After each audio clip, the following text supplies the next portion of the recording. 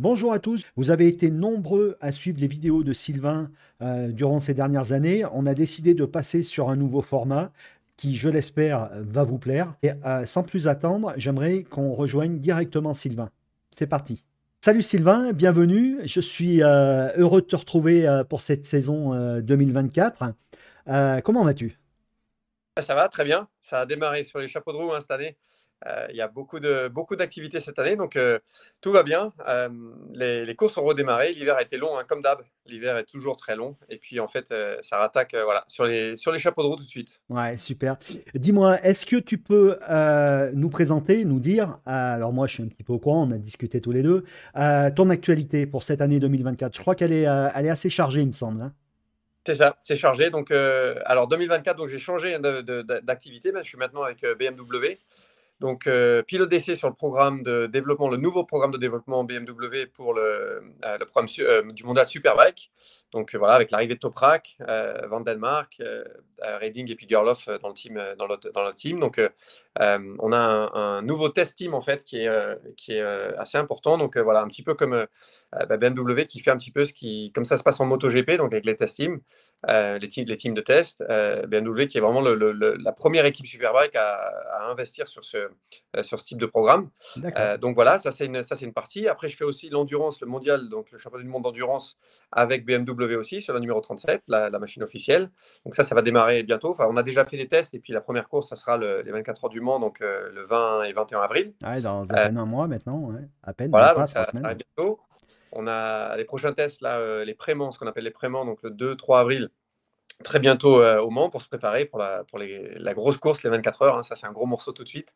Et puis, en parallèle à ça, je suis aussi consultant donc, chez TNT Sport. Donc, c'est consultant donc, pour la télé sur les courses MotoGP. Pas en France, par contre, c'est en Angleterre. Donc, c'est que la couverture pour l'Angleterre, les États-Unis et la Nouvelle-Zélande aussi, on fait maintenant. Donc, voilà, on est bien, bien occupé sur les courses MotoGP aussi. Voilà, je vais aussi faire quelques courses de voiture cette année. Ah, Donc, voilà, voilà, j'attendais que tu nous en parles. Pour le petit projet, je te laisse le dévoiler. Ouais, donc l'idée, c'est que j'ai envie de devenir la première personne à gagner les 24 heures du Mans en moto et en auto. Donc en moto, c'est déjà fait 2 fois, 2021-2022. Je Ouais. vais encore essayer de rééditer cette année, donc avec BMW, ça serait magnifique, parce qu'un constructeur européen, en fait, n'a jamais gagné les 24 heures du Mans en moto. Donc on a un gros objectif avec BMW.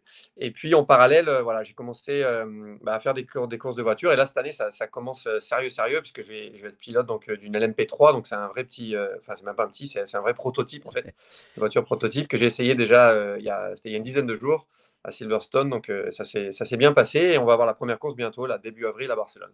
Ah, super, super. Donc, oui, comme on le disait, un programme plutôt dense et hyper chargé pour cette année. Ouais.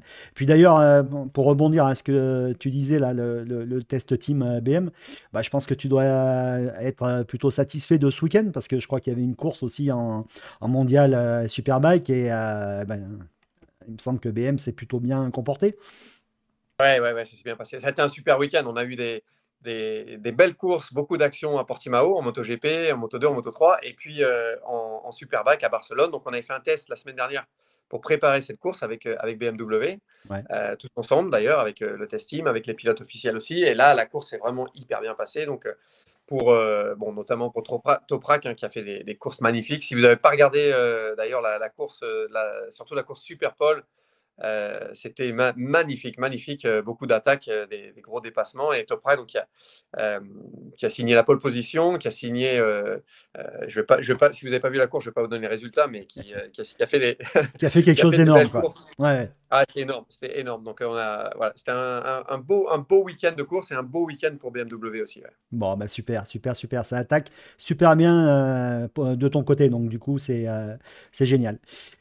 Est-ce qu'on passe un petit peu sur ce débrief de ce MotoGP, cette première course de MotoGP en Europe, donc au Portugal? Je crois qu'il y a eu quand même pas mal de rebondissements, que ce soit sur la course sprint, la course du dimanche. On a vécu quand même un très beau GP, je crois, hein. Comment tu l'as vécu, Ouais, toi, de l'intérieur? Ça a été un beau week-end. Un beau week-end. L'ouverture au Qatar a été sympa aussi, mais là, c'est le retour en Europe. Le retour en Europe, il y a toujours des feux d'artifice. Et au Qatar, c'est un peu particulier parce que c'est un circuit particulier déjà.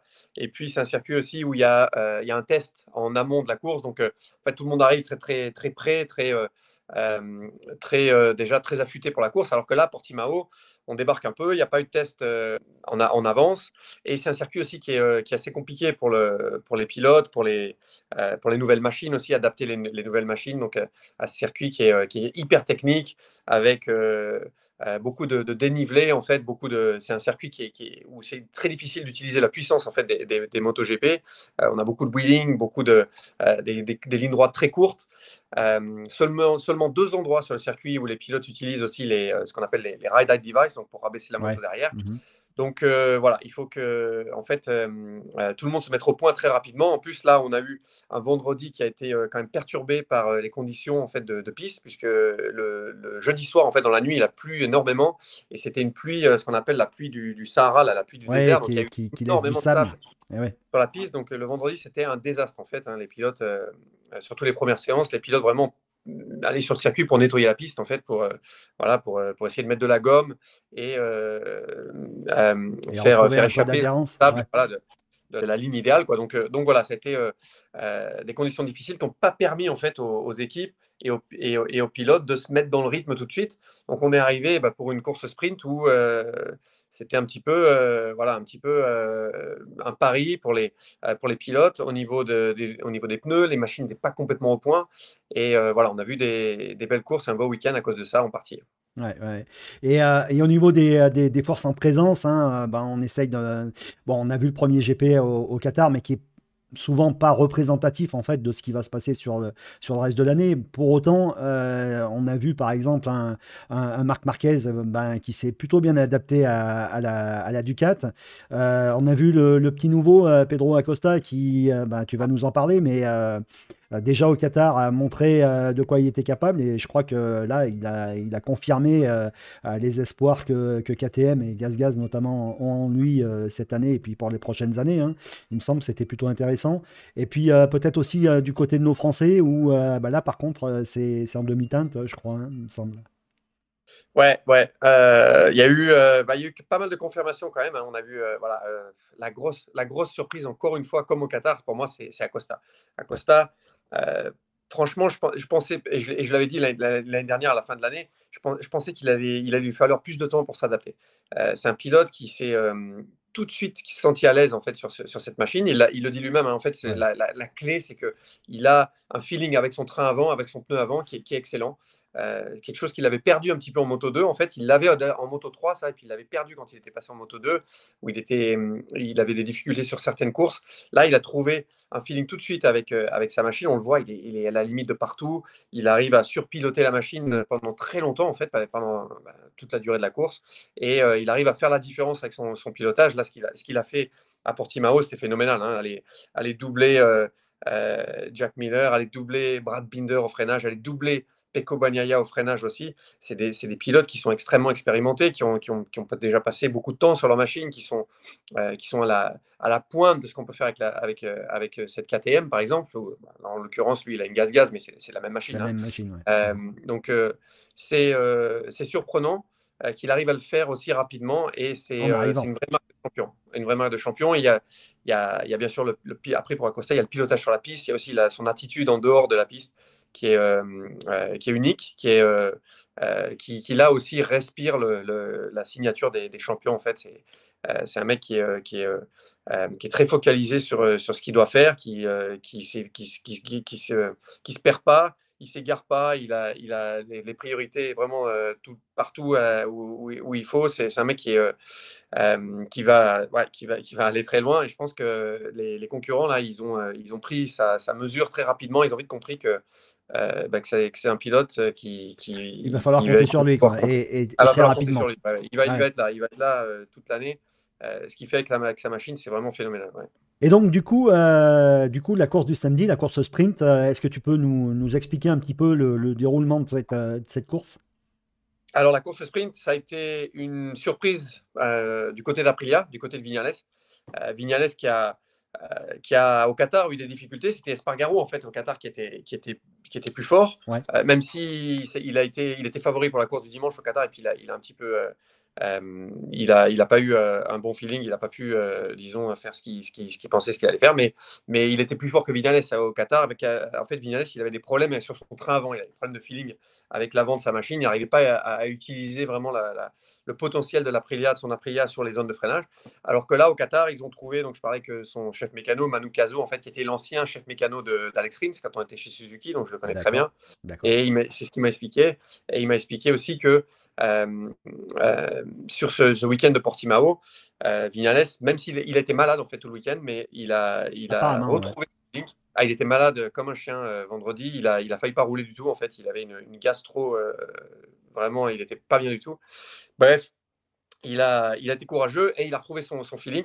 Alors, Portimao, c'est un circuit qu'il avait déjà réussi l'année dernière. Il avait fini deuxième au Grand Prix derrière Pecco. Il a mis la pression à Pecco l'année dernière pendant toute la course. Donc, il va vite à Portimao. Mais là, clairement, il a fait un bond en avant. Donc, voilà, une victoire pour lui. Ça, c'est ça. Sa Donc, première le victoire troisième en. constructeur. Première victoire avec Aprilia. Le troisième constructeur, parce qu'il a gagné avec Suzuki, avec Yam et avec Aprilia maintenant. Et une course donc qui a été voilà, bien contrôlé. Un beau départ aussi, parce que normalement, Ouais. l'Aprilia, elle part pas très fort. Donc, il est bien parti. Il a été hyper agressif. Chose qu'on ne voit pas souvent avec Vignales. Donc, ça, c'est gage de confiance.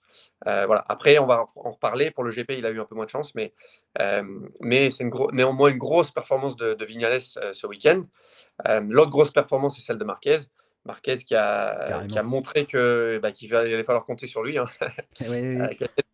Qui était le plus rapide des pilotes Ducati avec les machines 2023, donc sans la machine officielle 2024. On sait, il y a 4 motos officielles 2024, donc les deux Pramac, les deux Ducati officielles en rouge, hein, Bastianini et Pecco. Et après, tous les 4 autres pilotes Ducati qui ont des motos 2023 dans les motos officielles de l'année dernière.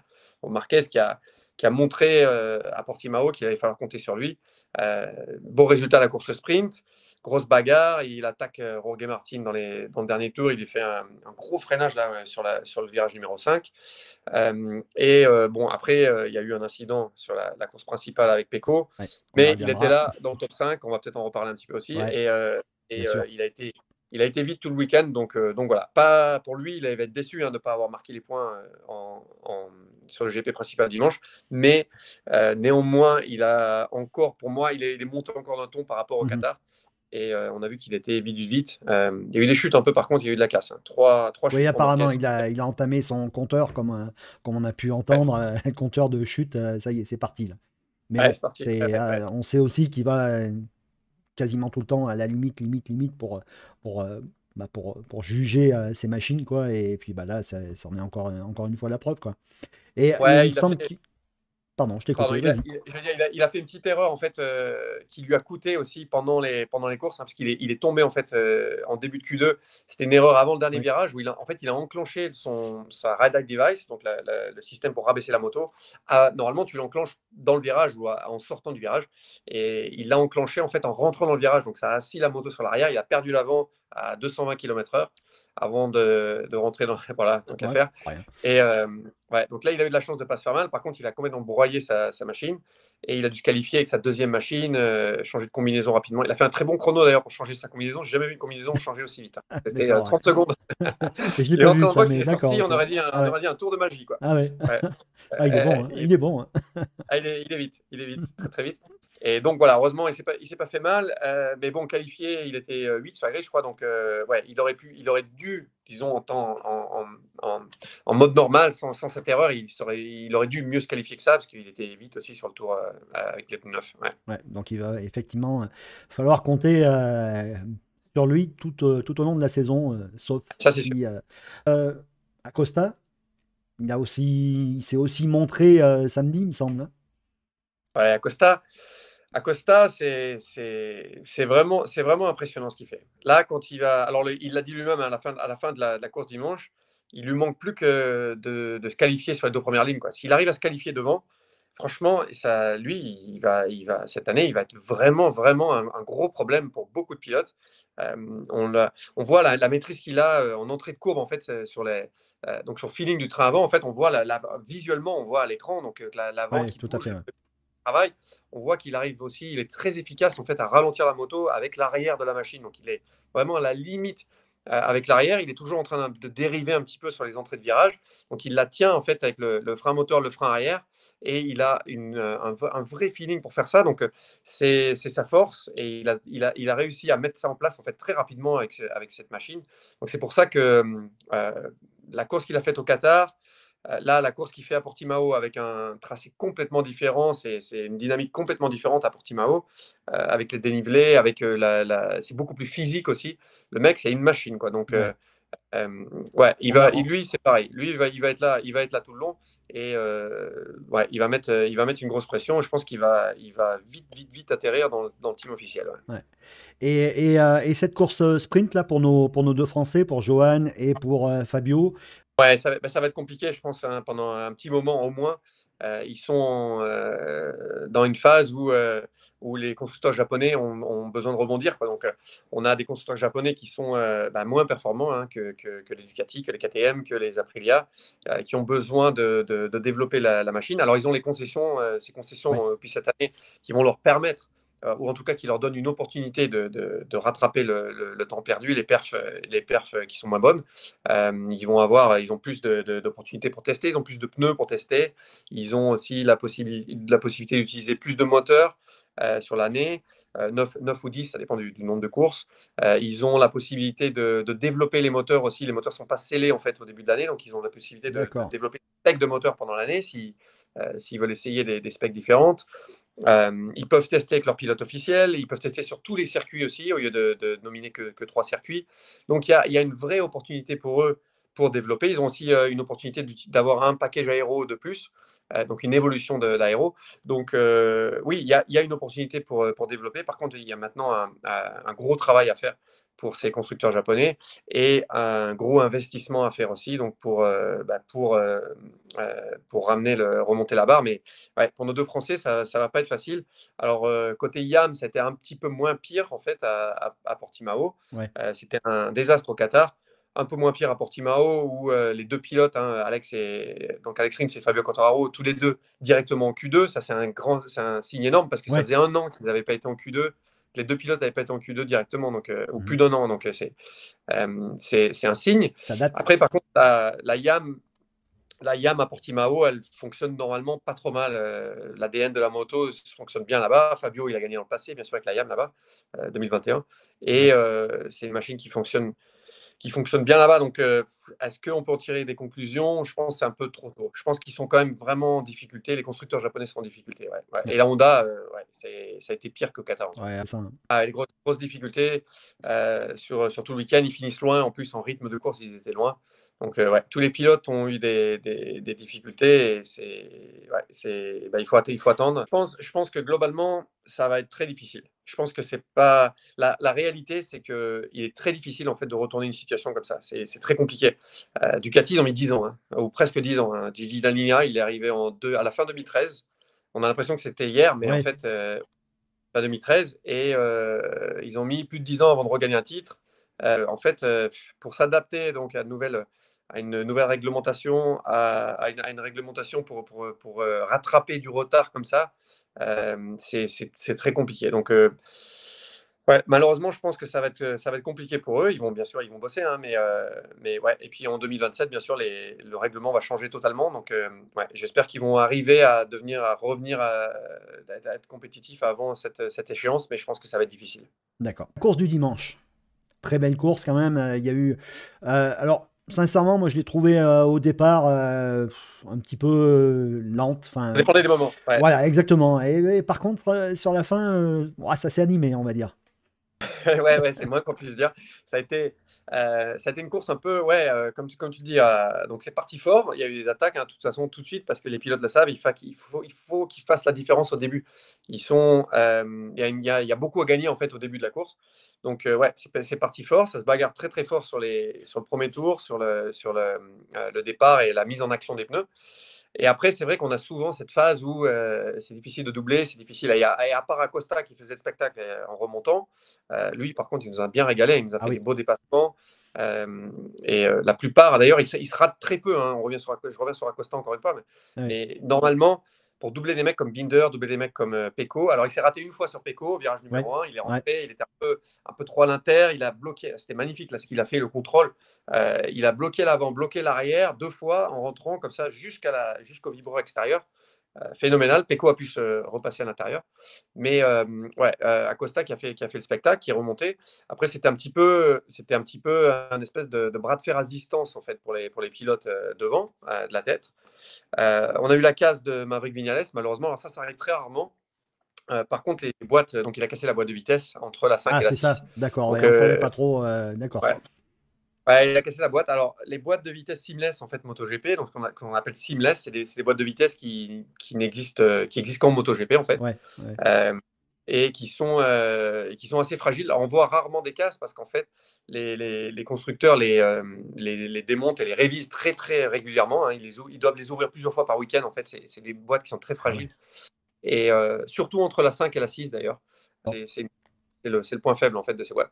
d'accord. Et donc voilà, là, Maverick, il a eu ce problème-là. Et alors il a dit qu'il l'avait eu en fait dès le départ, hein, enfin à partir du 6 ou 7e tour. Ah oui, Donc ça s'est pas vu des moments, il pourtant, n'arrivait hein. pas à shifter, où la 6 se mettait pas comme il faut, quoi. Et voilà, malheureusement, la boîte qui a cassé, on l'a vu donc, quand il a eu le problème. Heureusement, le problème s'est pas passé quand il avait Bastianini juste derrière, parce que Eh là, oui. ça aurait pu être un carnage. Mais ouais, la boîte qui a rendu là, mais après qui s'est bloquée, et heureusement, il s'est pas fait mal sur la chute Ça, aussi. ça explique Euh, peut-être aussi, on avait l'impression que parfois il revenait sur l'homme de tête et d'autres fois, un tour après, il y avait un petit écart. Alors bon, ça arrive régulièrement aussi dans des courses dites normales, mais là, effectivement, c'est peut-être aussi ce problème qui faisait qu'on avait l'impression, en tout cas à l'image, d'écart qui était pas stable en fonction des tours, quoi, en fait. C'était peut-être ouais, à ouais. cause de ça, ouais, probablement même. Ouais, c'était à cause de ça. Il en a parlé d'ailleurs après la course dans son interview. Il a dit que certains tours, il n'arrivait pas à la mettre. Donc voilà, bah Ah bah là, oui. après, t'es coincé en 5 au limiteur. Il faut essayer de la mettre, mais tu perds un petit peu de temps. Ou même si elle saute une ou 2 fois, on a vite fait de perdre quelques dixièmes. Après, il y a le fait aussi où dès qu'il se rapprochait en fait de Martin, il rentrait dans les disons, l'espace des turbulences. Ouais. Euh, Mhm. c'est aussi un autre aspect du MotoGP, les courses de MotoGP en ce moment, elles sont aussi affectées voilà, par les turbulences et par l'empreinte, disons l'empreinte aéro des machines MotoGP. Ah oui, imagine. Mais en gros, en fait, pour simplifier, oui, les machines MotoGP ont une empreinte aéro qui est plus importante que ce qu'on peut avoir sur une machine de Superbike, par exemple. Mhm. Euh, donc ça crée des turbulences derrière. Ça crée aussi un espace où il y a moins d'air, donc on arrive moins non seulement on arrive moins à refroidir le pneu avant, mais Eh oui. on arrive moins aussi, en fait, on a moins de capacité à freiner. C'est-à-dire que quand on est placé derrière un pilote MotoGP sur les zones de freinage, surtout les zones de freinage à haute vitesse, hein, par exemple le virage numéro 1 de Portimao, on arrive à 350. Si on est tout seul, on prend le vent, on se lève, on prend le vent. La moto aussi avec les ailes, avec donc les appendices aéros, elle s'arrête plus rapidement, beaucoup plus rapidement qu'en fait si on est juste derrière quelqu'un à la SPI, un petit peu comme ce qu'on a en voiture, en Formule 1 en fait, ou les voitures aéro. Donc où on a donc plus de difficulté à s'arrêter ou à freiner la machine. Et donc ça crée un phénomène aussi où les pilotes après forcent plus sur l'avant, chargent plus le pneu avant et ont ce problème avec le pneu avant qui peut apparaître, donc la chaleur qui monte, la pression qui monte et le grip qui s'amoindrit. Donc ouais, ça fait partie malheureusement, c'est dommage, mais ça fait partie Du jeu. disons, ça fait partie du jeu en ce moment MotoGP. Ouais, ouais. Ouais, ouais. Donc du coup, on a vu Maverick qui a été hors jeu plutôt sur la fin de course, à 3-4 tours de la fin, je crois, hein, il tombe, il me semble, quelque chose comme ça. Dernier tour, Jorge c'est Martin, ou dernier tour d'avant-dernier tour. ou Ouais, ouais, avant-dernier tour. tout à fait. Jorge Martin qui est devant, et qui a quand même bien eu la pression toute la course avec justement Maverick qui était derrière quand même. Et Ouais. derrière qui rappelle-nous un petit peu qui s'est montré. Ouais, ben, malheureusement, pas pour les bonnes raisons. Enfin, on a vu, voilà, il y a eu ce fait de course, hein, le contact avec Bagnaia et Marquez. Alors, Marquez, il fait un dépassement musclé au virage numéro 5 sur Pecco Bagnaia, comme il l'avait fait d'ailleurs à la course sprint sur Roger Martin. Il Oui, s'élargit ouais, ouais. et Bagnaia qui forcément ne devait pas être dans la meilleure des humeurs aussi, puisqu'il s'était fait déjà déborder par Acosta et Acosta est déjà parti. Là, il se fait attaquer par Marquez et voilà, Pecco Bagnaia qui se remet à l'intérieur, mais qui va aussi s'élargir un petit peu pour essayer de rester devant Marquez. Pour moi, c'est. Alors, il n'y a pas eu de pénalité. Les stewards ont décidé qu'il n'y avait pas de pénalité. Je pense que pour moi, c'est une décision qui est pas mauvaise. Mhm. C'est aussi ça peut être vu comme un fait de course. S'il voulait vraiment donner la faute à quelqu'un, personnellement, en tant que pilote, je pense que c'était la chute est plus la responsabilité de Pecco Bagnaia que de Marc Marquez. Mais je pense que c'était une bagarre et il se touche un petit peu. Marc fait une attaque un peu limite sur Pecco. Pecco essaie de reprendre sa place. Il s'élargit un petit peu. Il y a contact. C'est un incident de course. Il y a pas une volonté d'aller lui taper dedans. Et les deux Non, partent à je la crois. faute. Je pense que la pénalité, elle est déjà là pour les deux pilotes. Oui, Voilà, donc, oui, effectivement. Globalement, ouais. j'ai l'impression, pour avoir écouté un petit peu tout ce qui s'est dit depuis, que la grande majorité des experts en viennent à la même conclusion que toi, hein. C'est que c'est effectivement deux caractères énormes, deux gars qui n'ont pas voulu lâcher, mais Ça. de manière sportive, on va dire. Et puis, voilà, c'est un fait de course. Et bon, alors après, avec tout ce que ça va engendrer derrière, hein, ça, on imagine que ça va rester encore pendant plusieurs jours, voire plusieurs semaines. Mais bon, globalement, voilà, comme tu l'as dit, il y avait pas de volonté ni de l'un ni de l'autre de sciemment en foutre un par terre, quoi. C'est Non, surtout non, ça qu'il faut retenir, quoi, je pense. c'est la fin d'une course MotoGP, c'est musclé, c'est ce qu'on a envie de voir aussi à la télé. Ah oui, tout à fait, hein. On veut La voir des bagarre, attaques comme ça. des bagarres, hein. Et dans le format et les règles actuelles du MotoGP, les pilotes, pour dépasser, ils sont obligés de prendre des risques énormes. Ils sont obligés d'aller vraiment au charbon et de tout mettre sur la ligne. Donc, des moments, ça passe pas. Là, il n'y avait pas vraiment de volonté de l'un ou de l'autre pilote voilà, d'aller au contact ou d'aller faire quelque chose, disons, de malsain. Voilà, Ouais. c'est la Mhm. course moto. Malheureusement, voilà, ça arrive des fois. Les deux pilotes ne sont pas fait mal. Et comme C'est je dis, l'essentiel là, déjà. en allant tous les deux par terre, ben, ça les pénalise déjà. Donc voilà, c'est la course. Euh, ouais, ça fait partie de la course. Et celui dans lequel on n'a pas parlé en détail, c'est Martin. Martin, qui lui a fait une course très bien contrôlée. Il a aussi, alors ça n'a pas été un week-end facile pour lui, puisqu'il a eu des problèmes en fait. Il a eu des soucis Ah, de grippe à l'arrière. d'accord. Alors, c'est marrant enfin, c'est marrant. Ces soucis, en fait, pour moi, c'était parce qu'il avait trop de grippe. Il Ah bah ça, a, ouais, c'est, en oui, comme fait, tu dis, oui, c'est ça, c'est un vrai paradoxal, hein, problème. c'est, oui, oui. Trop de grippe, Quand, bon, avec les pilotes, ils se plaignent tout le temps, hein, ils se plaignent tout le temps. Ça, je le sais bien parce que j'en fais partie. un petit peu, oui, quand même. Euh, donc lui, en fait, son problème, c'est qu'il avait trop de grippe enfin, je pense que c'était qu'il avait trop de grippe. Il avait des soucis en fait avec le pneu tendre, avec le pneu soft. Donc sur le time attack, avec le pneu tendre, il n'était pas en, disons qu'il avait un petit problème d'équilibre en fait avec la machine, en ramenant du grip derrière. Et sur la course sprint, il l'a dit, il n'était pas très à l'aise avec la gomme tendre, hein. Tout le monde était avec la gomme tendre sur la course sprint, à part Fabio Quartararo qui était lui en médium Oui, en fait avant oui, derrière. Tous les autres pilotes étaient en dur devant et tendre derrière. Alors que là, pour la course pour le GP donc de dimanche, Martin il a pu utiliser le médium à l'arrière qu'il préférait en fait. Ça lui permettait d'avoir une machine mieux balancée en fait au niveau du grip. d'accord. Mais voilà, il avait ce petit problème donc en rajoutant en fait le grip derrière avec la gomme plus tendre, hein, donc des deux options amenées par Michelin ce week-end, Ouais. où il avait un peu de dribble, il avait un peu voilà, la balance de la machine qui n'était pas parfaite pour lui. Donc c'est pour ça qu'en course sprint, il a été, disons, il a été fort, mais il a été moins fort que ce qu'il a Ouais, pu faire montrer dimanche avec le médium à l'arrière. Ouais. ouais, d'accord. En tout cas, faudra aussi compter sur lui, mais ça, personne n'en doutait, sur toute la saison, parce il est de plus en plus, j'ai envie de dire performant, il l'est, mais régulier. Ouais, ouais, ouais, ouais. Et puis En tout cas, c'est l'impression que j'ai, hein, mais il est complet. Il y a aussi, ça, il s'en est pas caché. Il a envie d'aller sur la machine officielle. Alors, il est ah, déjà sur la machine officielle, mais au sein de Team Pramac, mais il a tout à envie fait. d'aller sur la moto rouge. il a envie d'aller chercher la place de Bastianini. Alors, on sait que Bagnaia est re-signé pour 2 ans, donc 2025-26. Ouais. Mais la deuxième place, elle est toujours à prendre. Donc, Martin, il ne s'en cache pas. Il veut être dans un team officiel l'année prochaine, officiel.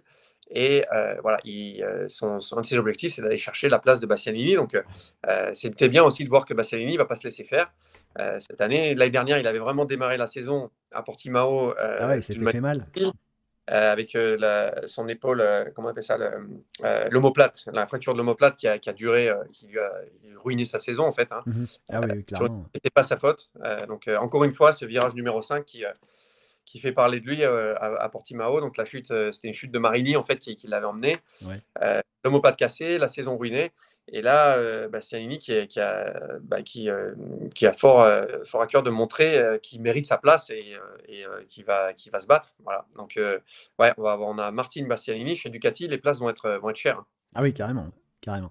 Et donc nos Français aussi, là, que ce soit Fabio ou Johan, avec les Japonaises, même combat que le samedi, ça a été compliqué, quoi. Une course compliquée, quoi.